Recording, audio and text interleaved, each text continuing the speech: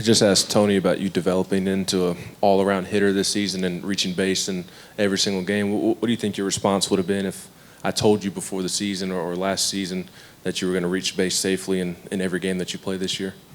Yeah, I mean, I wouldn't have been shocked if you said that to me. I just get a chance to be around Elander every single day, and a bunch of the other guys. You got Keelan in your lineup. You got Dean Curley, a vet like Hunter Ensley you're hitting behind, and just a bunch of guys that kind of you learn from them as they go, and it's really helped me along the way. Tony has talked to us the last couple of weeks about feeling like the process and the response for y'all's team has been good. How important was it for y'all to see some success with that process last week in Hoover going into the tournament? Yeah, I think it's really good for our team to see that. I think it's even better for our freshmen to understand that, the role that they've had on our team, and you have guys on our team have success at such a young age. And I think that's good for this program in the future too, not just this year, but you got a ton of young guys on the team. I can probably name them on two hands that are impact guys. So, obviously not even just on the field, but off the field, these kids are learning and, learning how to handle success and how to lose, and how to take away from it and learn and grow. And I think it's really helping us. Kind of building off that, Tony just said this league can, beat you up, but it's also going to prepare you. How do you feel like you guys have been prepared the last, month or so for what's to come this weekend in postseason? The way we thought about it going into this week, the SEC tournament's arguably the hardest tournament to win in the country. You can even include Omaha, right? You're looking at, I guess, what is it now, 14, 16 teams that are the best teams in the country. You can mix them up any way possible, and you'll probably have 6, 7 of them possibly in that Omaha bracket. So with it being single elimination too, it's not easy, especially without those double byes. So for us to experience that, and obviously like he was talking about earlier, we had some success there. It definitely gives us hope going forward that we are ready for where we are and what's to come. For you, in the back here, for you missing the tournament last year, getting back to this regional experience, just what does that mean to you? It's cool. It's something I expected. I expect to be in the postseason every year. Do my best to help lead this team early on in the fall and make sure that we're on track for that, which I felt like we've been in all 3 years that I've played college baseball. Obviously it just didn't work out the way it did, wanted it to last year, but I feel really good about where we're at right now, and this team is super, super talented. So I think I've said this in almost every press conference I've done, nothing this team does shocks me. There's just so much talent all over the locker room, and you can mix up any which way of guys, and you can field 9, and there's still going to be 4, 5, 6 guys on your bench that you're like, ooh, I wish I could have saw him in the lineup today, and you really can't. You just only have nine options. So, what area of this team do you think needs to see the most improvement heading into Friday? I don't know if it's a specific area. I think it might just be as a whole. There's just a couple, things you want to button up, a couple I's to dot and T's to cross. But I feel really good about where we're at. Obviously, things didn't go as planned for Alberto, but what has he meant to this team throughout this season, and what are some of the characteristics that he has that have allowed him to excel, even if it didn't go how he hoped? Berto shows up every single day. He probably works, what you guys don't see, harder than almost anyone on our team. He's getting after it in the weight room. He's definitely the sweatiest guy in there. He's just getting after it. So same thing on the field. I made a transition from working at third base to first base this season, and he hasn't missed a day of early work with me. He gets up early to be there for early defense when he's not even going to be playing on the field. So, he's taught me 95% of the stuff I know about first base, and I can't thank him enough. He's a great dude, a great teammate, and I feel terrible that he's not able to play this year. Andrew, how have you seen Dean handle some of his defensive mistakes, and how have you all as teammates tried to pick him up and encourage him along the way? He's one of the most talented players I've ever played with, been around, played against even.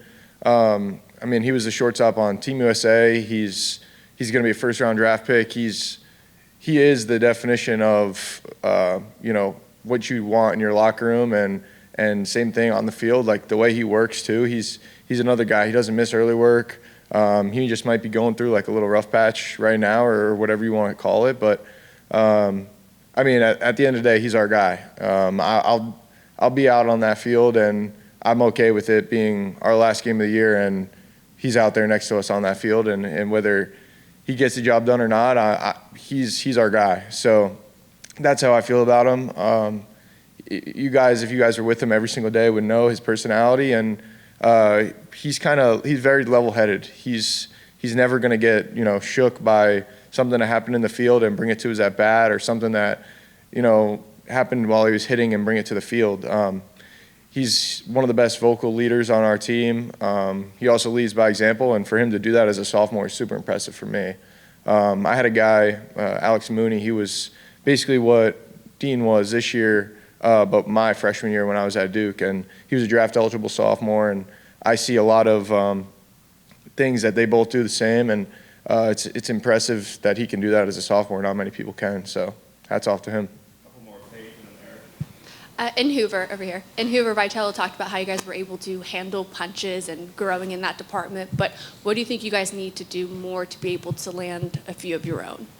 Yeah, I think part of it too is like you got to be able to not just handle punches, but be able to throw a couple consecutive ones, right? So like you go down 2-0, 5-0 against Vanderbilt, right? You got to be able to get up and throw a punch, but Vanderbilt is able to throw a couple consecutive ones, right? And it ends up being the knockout punch at the end. But I think in the postseason tournament, you got to be able to throw a couple consecutive punches and not be almost like satisfied about where you're at. If you play Friday night and you take a 6-run lead, you're looking to get to that mercy rule point so you can save pitching, right? Like there's a couple other goals that you want to achieve if you do get to that point, and not just be satisfied, because then you got to bring in another arm out of the pen, and then maybe they're not rested for the next day. So there's going to be another approach to this kind of a tournament that I think Coach Vitello will take, and I trust him, and I think he's the best at it. So I think he's going to put us in a good spot to win.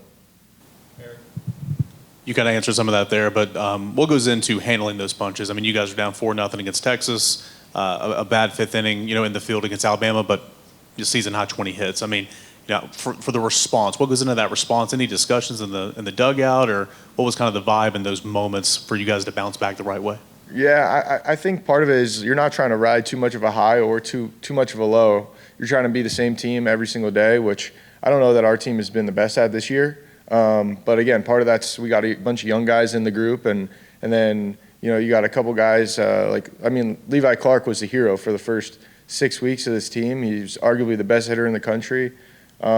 He actually hits the grand slam in one of those games early on to give us a lead and whatever else. So for guys to experience moments like that, and then now later in the season they feel like they got to beat the hero in the SEC tournament and take that big swing or whatever, where maybe that might not be the approach anymore. I feel like our team has just been riding a high and then a low and then a high, where we got to be a little bit more level going in. But even if we win, you can't get up too high, and you got to just attack the next day the same way.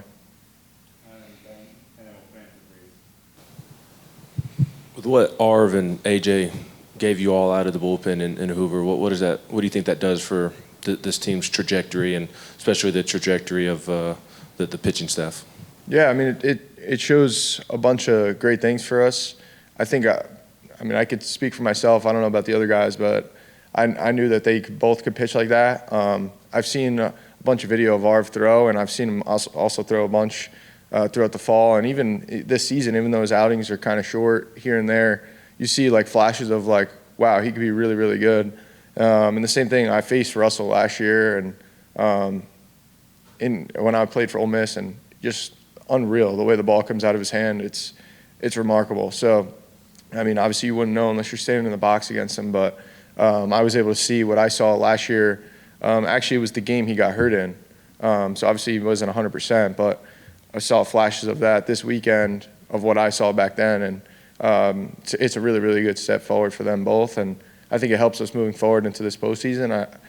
Everyone wants to know who's going to be your Friday, Saturday, Sunday starter, or what's the approach going in, and I think right now you see what they both gave you, you might now have five different options. So that puts us in a good spot.